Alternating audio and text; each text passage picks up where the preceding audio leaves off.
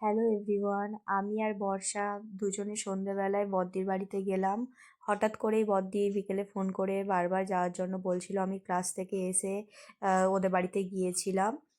গেটের সামনে দাঁড়িয়েছিলাম, ও বলল গেট খোলা আছে, ভিতরে চলে আয়।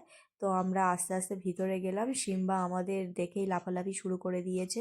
ছোট থেকে ও আমাদের চেনে, তো তাই জন্য আমাদের দেখে খুশি হয়ে গিয়েছিল। তারপরে ঘরে গিয়ে দেখলাম বদ্দি ময়দা মাখাচ্ছে। তারপরে আমরা যেতে না যেতেই ও চাউমিন আর চপ আমাদেরকে খেতে দিল। খাওয়ার পরে মিঙ্কু আর সোম দুজনে এসছে। ছোটটা হলো সোম আর বড়টা হলো মিঙ্কু। ওরা আমাদের সাথে খেলা করবে বলে এসেছিল। আর বর্ষার কম্পিউটারের এক্সাম ছিল, ওই জন্য ও গিয়েই ওখানে পড়াশোনা স্টার্ট করে দিয়েছিল।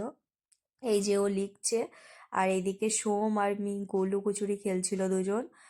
মিঙ্কু জানলার মধ্যে এই যে লুকিয়ে আছে, আর সোম খুঁজছে। ও তো ছোট, ওপরে উঠতে পারছে না। বড়দি এসে ওকে উপরে তুলে দিল। তারপরে ও ওকে খুঁজে বের করেছে। তো ভিডিওটা কেমন লাগলো অবশ্যই কমেন্ট করে জানাবে।